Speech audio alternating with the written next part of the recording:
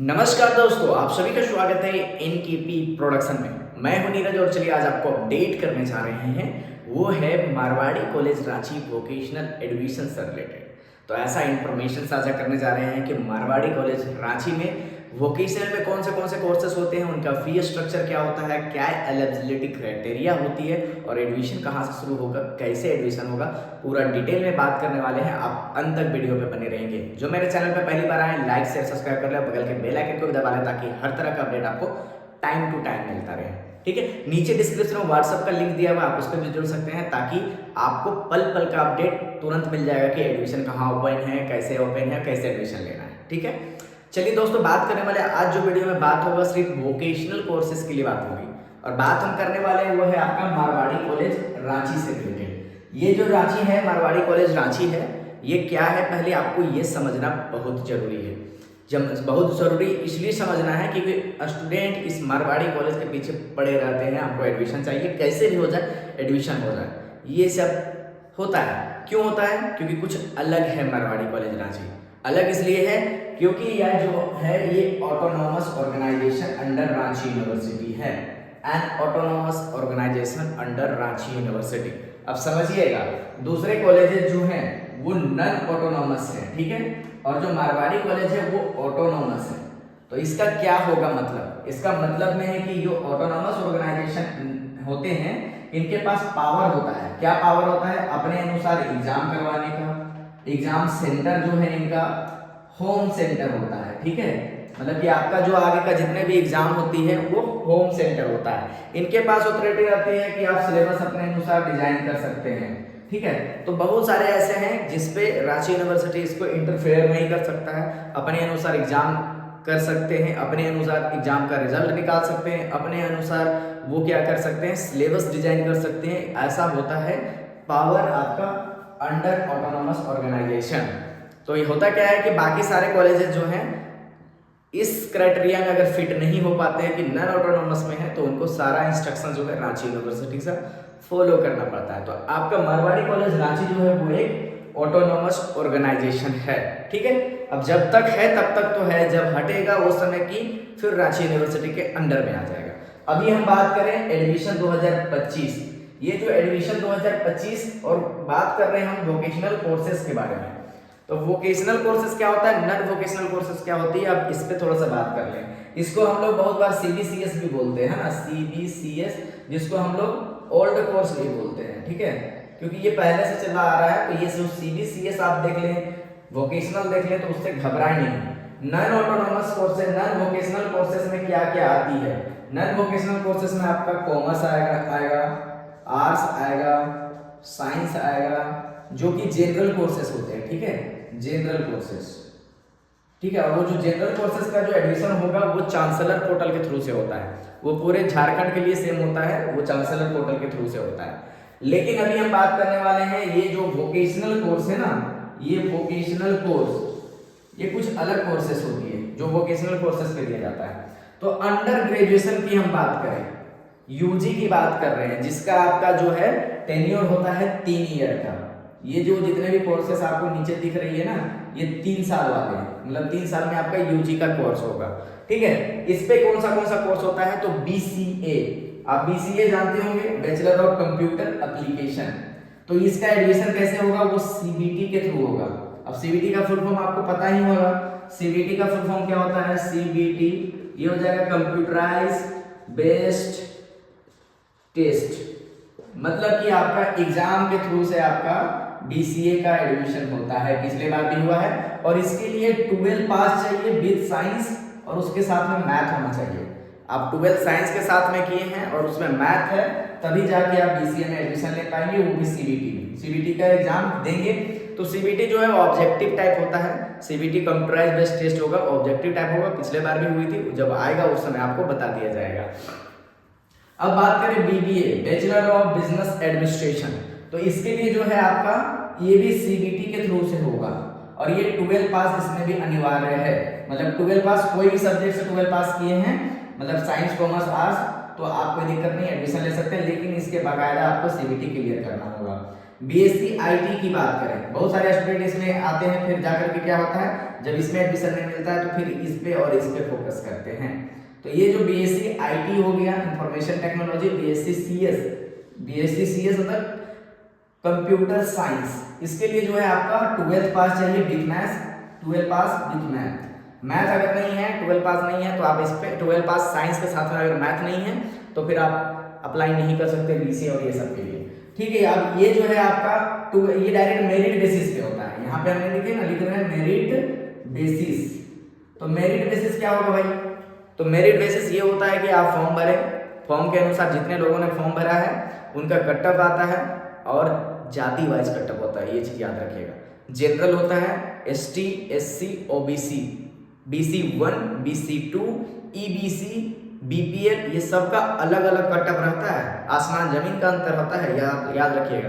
तो जो अगर BCA और मात्र OBC, ST, SC से है ना, आप अपना कास्ट सर्टिफिकेट अभी से बनाकर रख लो, नहीं तो फिर एडमिशन में दिक्कत होगा, तो उस समय आपको जरूरत पड़ेगी। तो इसमें जो है आप 12 पास मैथ्स के साथ में तो आप इसमें एडमिशन ले सकते हैं।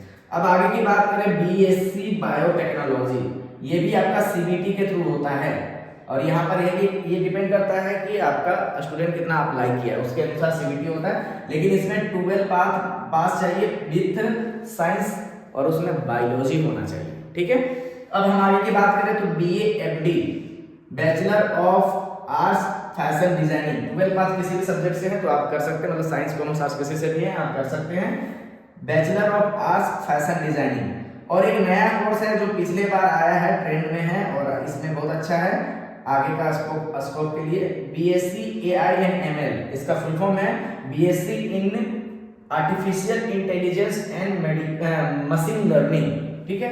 तो इसके लिए जो भी है आपके, इसके लिए अभी कोई ऐसा क्राइटेरिया ऐसा नहीं था, इसमें आप डायरेक्टली पहले तो क्राइटेरिया रखा गया था कि ये सब्जेक्ट, लेकिन बाद में कर दिया कोई भी सब्जेक्ट वाले इसको कर सकते हैं।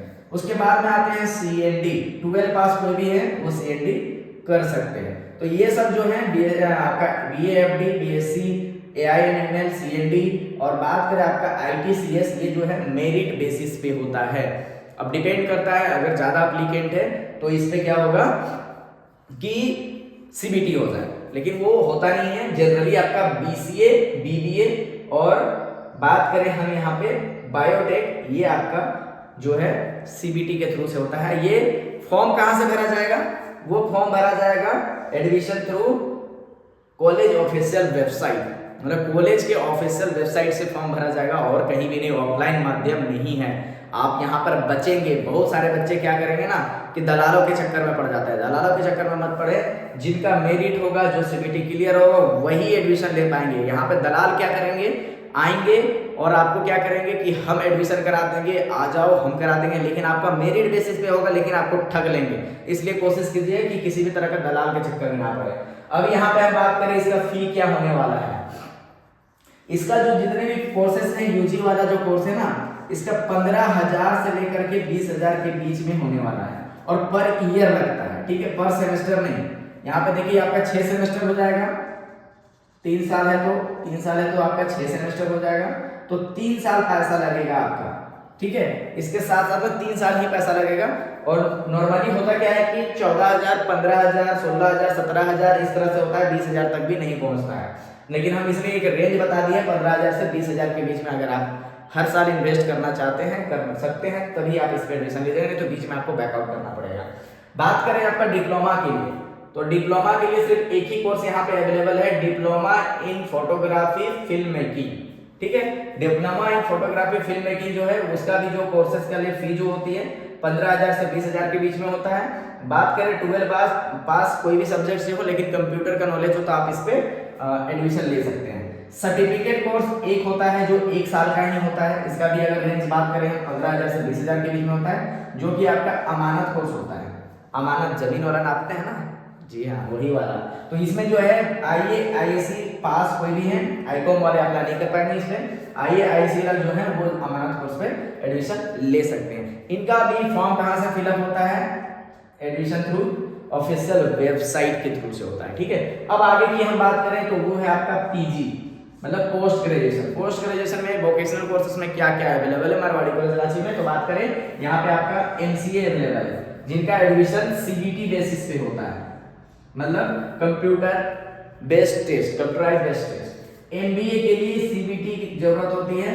और यहाँ पे याद रखिएगा इसका अलग एक बेनिफिट क्या मिलता है कौन सा स्टूडेंट को, वो है आपका कैट, मैट, जैट, इसके जो भी स्टूडेंट है मतलब एक्सेट्रा जो भी ये कॉम्पिटिटिव एग्जामिनेशन दिए हैं और उनका पास वैलिड मार्कशीट है, सिर्फ वैलिड मार्कशीट है, तो ये इनके लिए बहुत बेटर होता है एमबीए के लिए एडमिशन के लिए। नहीं तो फिर जनरल स्टूडेंट नहीं क्रैक कर पाते हैं। याद रखिएगा जिनके पास में वैलिड मार्कशीट, ये नहीं कि टॉप किए हुए हो, सिर्फ वैलिड मार्कशीट होना चाहिए। वैलिड मार्कशीट है तो आप इस पे अप्लाई कर सकते हैं एमबीए के लिए। लेकिन इसमें सीबीटी भी होता है, कंप्यूटराइज्ड बेस्ड टेस्ट होता है, उसमें जैसा नंबर आएगा उसके अनुसार आपका होगा। लेकिन ये जो मेरिट बनता है इस पे आपका प्लस पॉइंट मिलता है और आपका सिलेक्शन इजी हो जाता है।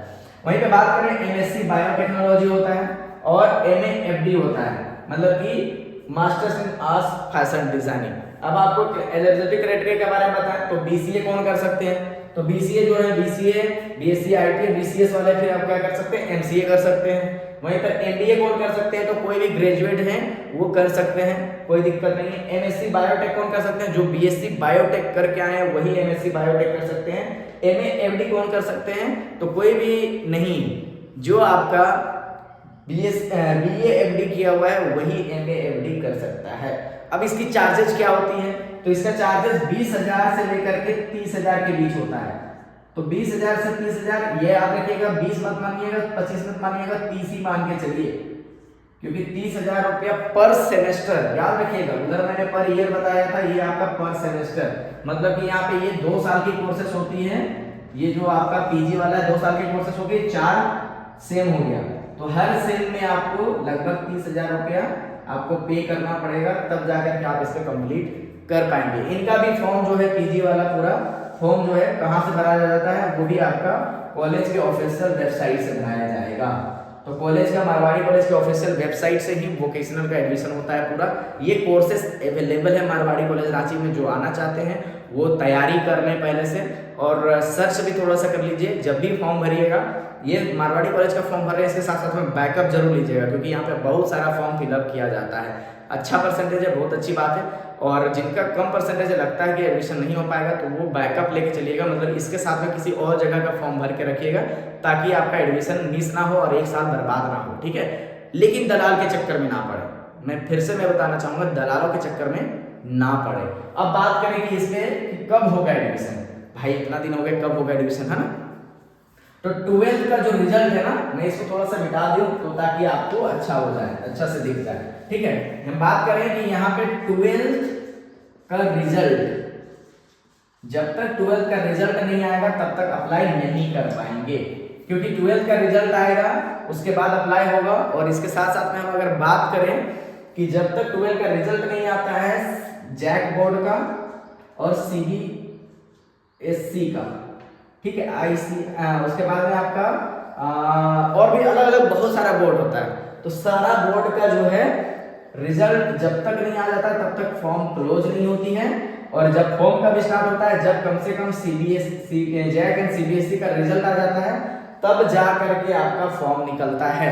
तो टेंटेटिवली हम डेट की बात करें तो जून या जुलाई में आपका फॉर्म निकल जाता है। मई में उतनी चांसेस नहीं होती है, लेकिन हो सकता है मई के एंड में भी हो और जून में आपका फॉर्म निकल जाए। जब भी निकल जाएगा मैं आपको अपडेट करता रहूंगा, बने रहेंगे एनकेपी प्रोडक्शन के साथ। बहुत बहुत धन्यवाद।